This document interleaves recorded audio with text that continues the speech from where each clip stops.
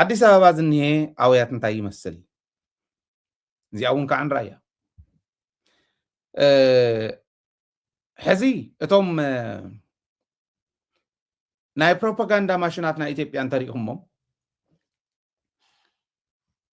ናይ ህወሓት መግለጽ ምስ ረአዩ ለራሱ ህጋዊ ሰውነት የሌለው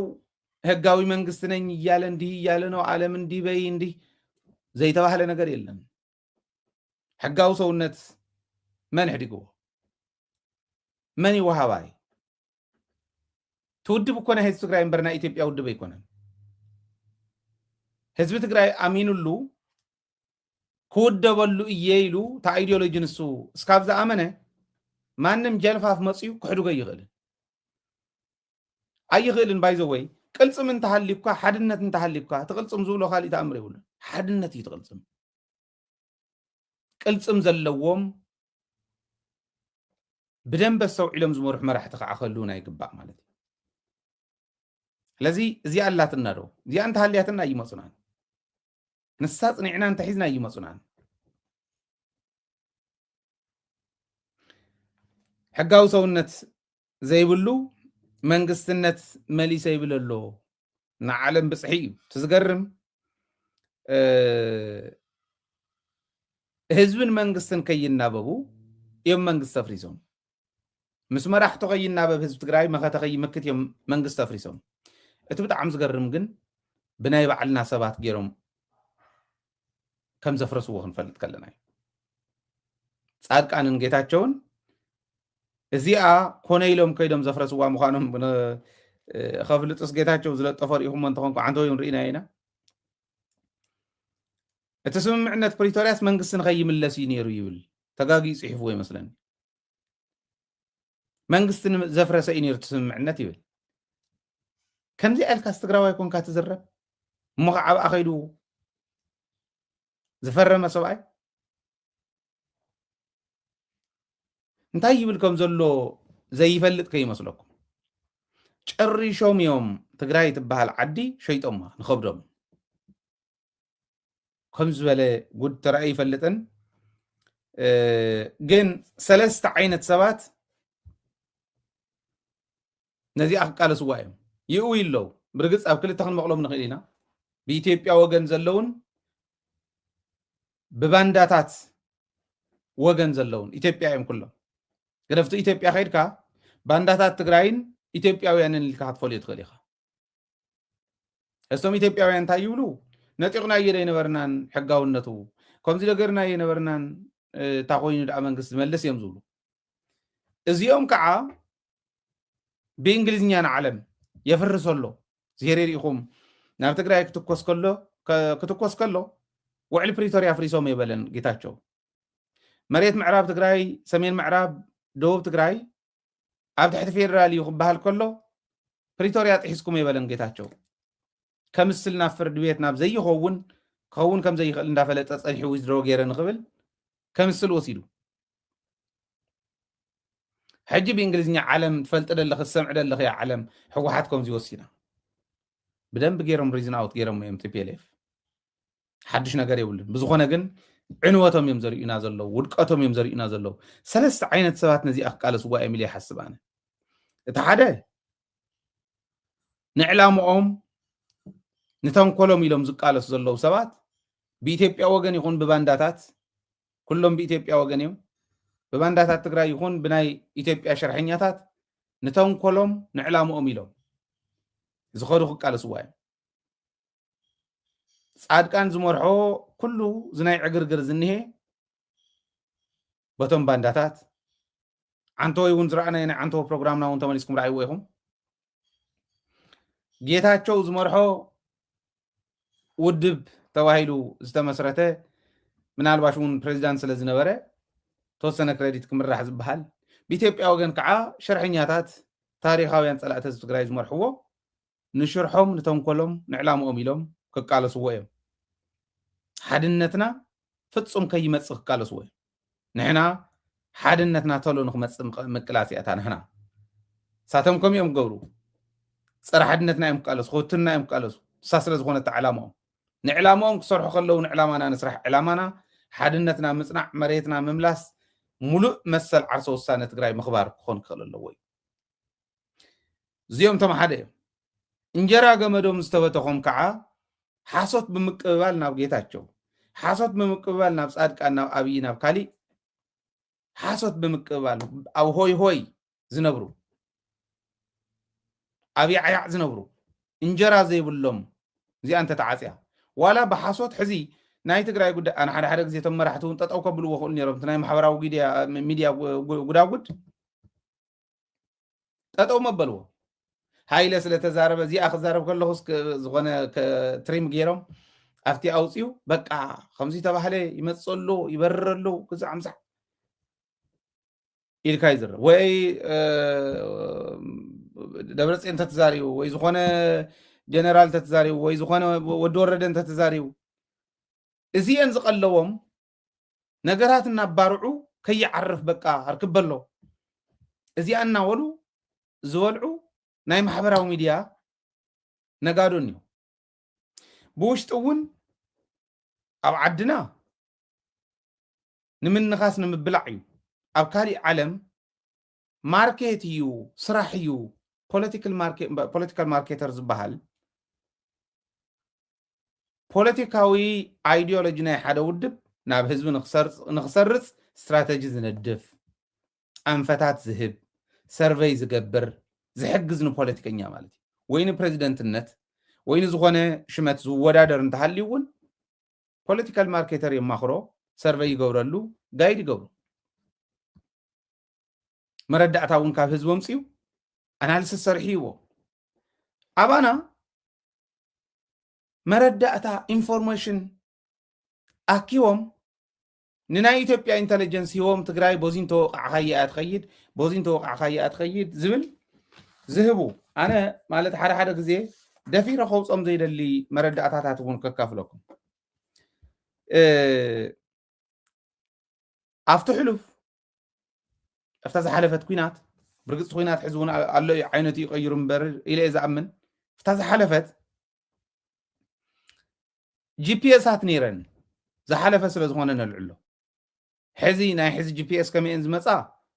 ንዝምልከቶም ክንወ ኢና እዚ እውን ዘይተፈለጠ ከይመስለኩም ብዝኾነ ኮይኑ ግን ጂፒኤሳት ነይረን ዝኣተዋ ገሊአን ኣብ መኪና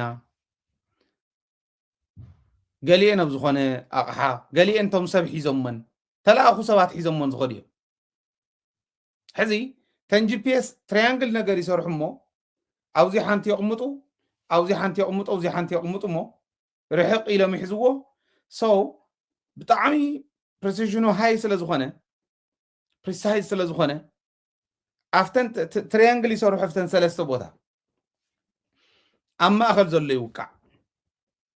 ካብዚኡ ዘምለጡ ብዙሓት እዮም ድሮናት ክወቅዓ ከለዋ ጂፒኤስ እዩ ጋይድ ዝገብረን እዚዩ ንምንታይ ይወፅእ ዝብሉ ሰባት ክህሉ ይኽእሉ እዮም ዝሓለፈ ዘውግዕ ዘሎ ተገይሩ ኣብ ማእኸል ኣይዶኖ ስታይ ስለ ዘይብለይ እምበር ዝረኣየኩም ተኮይኑ ከምዚ ገይረ ከሪአኩም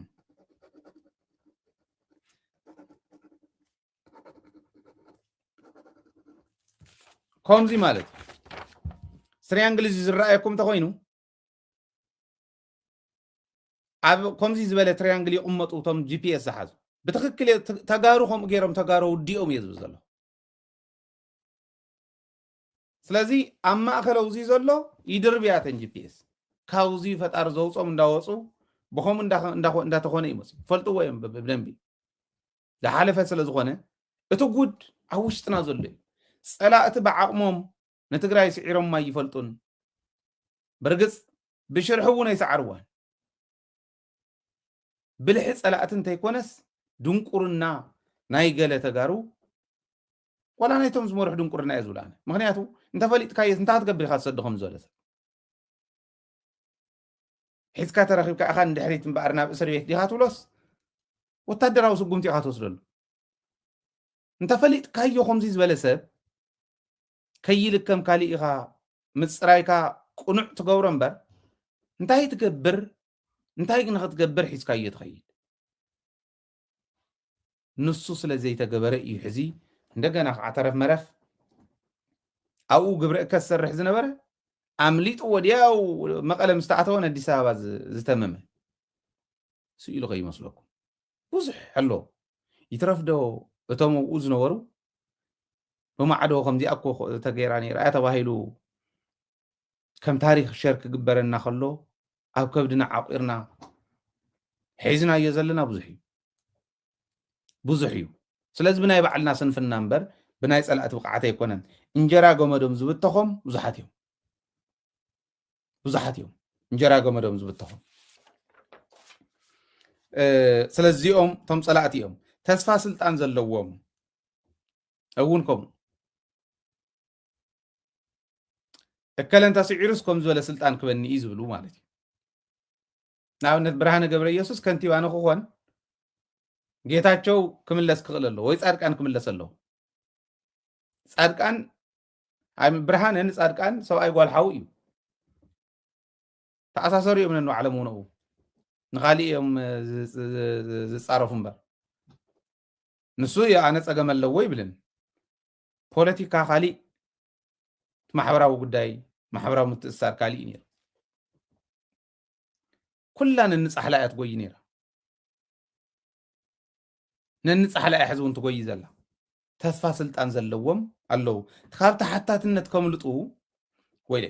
ጎደፋይ ነግረና ከም ዝነበረ ብዛሓ ኣብዚ እኮ ሰብ ዝቆተሉ እኒአው ምስ ጌታቸው እኮ በለ ኣብቲ ናይ ጌታቸው ካቢኔ ሰብ ዝቆተሉ እኒአው ሰብ ዝቆተሉ ኣነ ኮንኩን በዓል ሞያ ሕጊ ጎደፋይ ነፍሲ ዝቀተለ ሰብ እኒሄ ይብል ኣብ ናይ ጌታቸው ካቢኔ ፍቱ ዝነበረ ካቢኔ ሕዚ እውን ምስኡ ተጋሒጡ ዝኸደ እከለልካ እውን ፍለጥ እዩ ንሕና እውን ፈልጦ ኢና ማለት በቱ ሰነድ መሰረት ግን ሰብ ዝቆተሉ እኒአው በዓሉ ከም ዝነገረና በዓል ሞያ ሕጊ ዝነገረና እዚኦም ኣዲስ ኣበባ ኮይኖም ሕዚ ሕወሓት ዘውፃቶ መግለፂ ድቃስ ከሊእዎም ክዕግርግሩ ይውዕሉ ይሓድሩ ኣለዉ እዚ እዩ ዝኒሄ ኣዲስ ኣበባ እንታይ ኣሎ ዝብል ክንርኢ እንድሕር ኮይና እዚ እዩ ዝኒሄ ካብቲ ናይ ግንባር ዝኒሄ ምፍጣጥ ኣብ ኣዲስ ኣበባ ዝኒሄ ነንባዕሎም ብዘይምትእምማኖም ምክንያት ዝኒሄ ምፍጣጥ ይበዝሕ ካብኡ እውን ተወሳነ ናይ ሕወሓት ተወሳነ ናይ ሰራዊት ዝፈጠረሎም ንገሊኦም ምናልባሽ እውን ናብ ካሊእ ደረጃ ወሲድዎም ክኾን ይኽእል እዩ ዝብል እምነት ኣለኒ ካብዚኡ ናብ ውሽጢ እስክንመለስ ከዓ ክንደይ ጉዳጉድ ኣብ ውሽጢ እውን ስለ ዝኒሄ ናብ ውሽጢ ትግራይ ክንምለስ ኢና ግን ሓንቲ ኣብ ማሕበራዊ ሚድያ ትዘውር ዝነበረት ኣርኤ ንሳ ስለ ንሳ እውን ንእሽተን ኢንፎርሜሽን ክወክም እሞ ናብ ውሽጢ ከዓ ክንምለስ ኢና እንታይ እዩ ዝመስል እቲ ናይ ትግራይ ሕዚ ታደሰ በየሎ ሕወሓት በየላ እቲ ሰራዊት ናብ ምንታይ ደረጃ በፅሐ እቲ ፖሊስ ዝኒሄ ጉዳጉድ ናብ ምንታይ ከደ እዚኣቶም ክንርኢ ኢና እዚኣ ግን ኣቐዲመ ክሪኣ ኣይደሊ ትሪእዎ ዘለኹም ሬድዋን ሁሴን ይበሃል ሬድዋን ብዘመነ ኢህወደግ ብዘመነ መለስ ዜናዊ ክትክ ኢለ ሓስቦ ነይረ ኣነ ተዕሽነትና ንሕና ለዋሃት እንዲና በቃ ጽቡቕ ርዲእት ዘለዎ እዩ ኣትሊስት ኣይዲዮሎጂ ናይቱ ግንባር ተረዲእዎ ተንውድባት ፈሊጥዎን ብምርዳእ ደረጃ ብገላልፃ ደረጃ እውን ጽቡቕ ገላልፃ ዘለዎ ሰብ እዩ እንብሎ ዝነበርና እዩ ዋላ ይለዓል ነይሮም መድረኻት እውን ደኾን ክመፅእ ይኾን ይበሃል ነይሩ ሃይለማርያም ቅድሚ ምምፅኡ እታ ዝነበረት ጋብ ሬድዋን ንኢህወደግ ይግዛእ ኣላ ከም ዝነበረ ልክዕ ንብልፅግና እውን ክግዛእ ክሪኦ ከለኹ ግን ብዘይዳውላ ዝፀዓን ወደል የኢለዩ ብዘይዳውላ ዝመፀት ፅዕኖ ማለት እዩ ኣነ ከምኡ ይመሰለኒ ነይሩ ቅድሚ ሕዚ እውን ኣልዒለ እየ ሬድዋን ሕዚ ኣብ ማሕበራዊ ሚድያ ንምንታይ እዚኣ ዘልዕላ ዘለኹ እዚኣ ትመስል ገፅ ዝነበረቶ ሬድዋን ኣብ ክልተ መዓልቲ ናብዚኣ ተቐይሩ መፅኡ እንታይ ቀየረቶ ኣብ ክልተ መዓልቲ ተቐይሩ ናብዚኣ ሰብ ስለ ዘይፈለጥ ኣብ ብዙሕ ሰብ ብዙሕ ይብል ስለ ዘሎ መረዳእታ ስለ ዘለኒ ከካፍለኩም ኢለ እየ እዛ ገፅ እዚኣ ተቐይራ ናብዚኣ ዝኾነትላስ እንታይ ጉዱ ዝብል እዩ ብርግፅ ኣብ እንዳመስተ እዩ ከምኡ ኮይኑ ብዙሓት ከም ዝብልዎ ነይሮም እዮም ብዙሓት ነይሮም እዮም ዋላ በዓል ጌታቸው እውን ነይሮም እዮም ይበሃል መኪና ተገልቢጡ ዝብሉ ኣለዉ ካሊእ ዝብሉ ኣለዉ ኣነ ብዘለኒ መረዳእታ ግን እንዳመስተ እዩ ብክልተ መንገዲ ግን ረኺበያ እታ መረዳእታ ሬድዋን ናብ ሕክምና ንራሻ ከይዱ ነይሩ እዩ ራሻ እዩ ተሓኪሙ ናብኡ ዝመላለሰሉ